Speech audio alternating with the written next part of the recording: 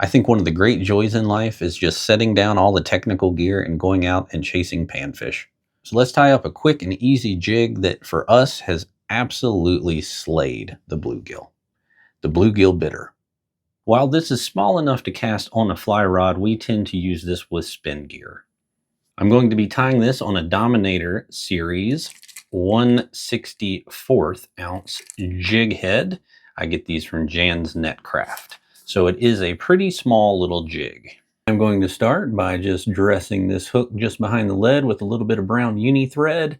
Color here is totally up to you because there's a ton of things that you can do. So experiment with different threads, build hot spots, all kinds of stuff.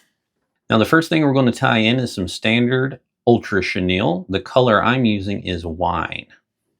While it might be tempting to tie in a really long, enticing piece of ultra chenille here, I'm just going to go one hook length long, because if you get too long on that tail, the bluegill are just going to be hitting that tail and you will miss a lot of fish. So I'm just going to tie that in right up on the top, back to about the barb, and I'm tying it down the full length of the hook so that we can build a little bit of bulk to that body. Snip off that excess and clean up.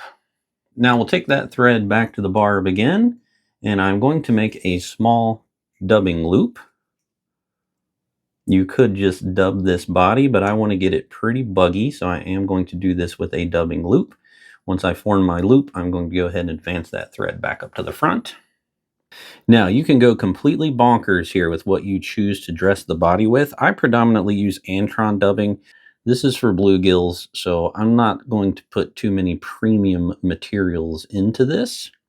So I just use that Antron, but you can experiment with whatever type of dubbing or body material you wish. So once I get that loaded up, I'm just going to go ahead and spin up that dubbing loop. All right, once you got your dubbing loop formed, just go ahead and wrap it up your body. And I'm going to leave quite a bit of breathing room up here at the front, so I'm not taking that all the way up to the lead because we're actually going to tie in some more materials. So I am leaving that well short of the end of the hook shank. So just tie that in and cut off that excess. Should have something like that. Nice, buggy, scraggly. Now, of course, I want it to be even more buggy and scraggly, so I'm going to come in and brush that out a little bit. One of the things I love about this Antron is when it gets wet and it's shaggy, it looks very slimy. That's probably the best way I can sum it up. So I do like to brush that out so we can achieve that. So now I'm going to clean up here a little bit. And you can see I'm wrapping well back because we do want to leave room for more materials here. Now, come in with 2 rubber legs of choice. This is another thing that you can experiment with different color combinations, different options. We're going to tie in a set on each side. So one set on my side and a set on the far side as well. So let's just get those set into place and then tie them in. Now up here at the front, you have another option to really experiment. I like to use a different color dubbing up here to dress this out. This is a mixture of purple and pink. I've had a lot of success off of that mix up here at the front. I don't even mix that well. I want it to be kind of spotty looking, so it's not an even mix at all. And up here, I don't do a dubbing loop. I just do a standard dubbing noodle. And I go pretty big with it because I do want to bulk up this front end quite a bit. So tie that in. I'm going to bring everything back, jump that thread up there, and tie that off. And then I'm going to go ahead and whip finish. And just like the body, I'm going to come in and brush this out and free up some of those dubbing fibers a little bit. There we go.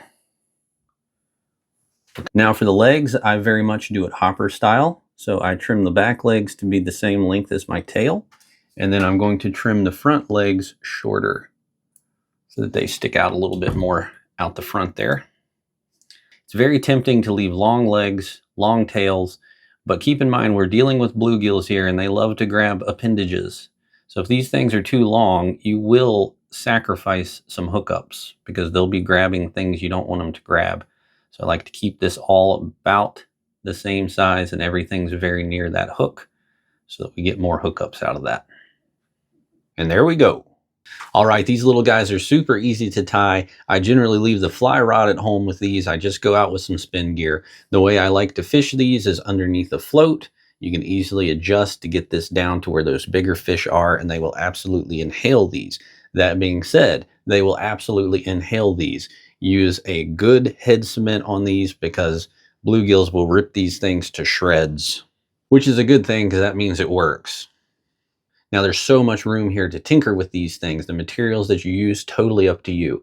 Also the color combinations. I have found through a lot of time messing with bluegills that they can be a lot like crappie in that they can be very color specific. Sometimes you might be throwing this jig in a brighter color. It's just not getting it done. Throw the same exact jig in something more subdued and you're getting fish after fish.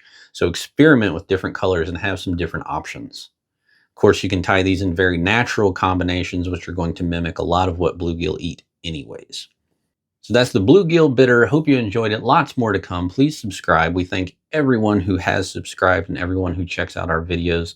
Drop us a message if you want to see anything or if you have any questions. Thank you all so much. Tight lines.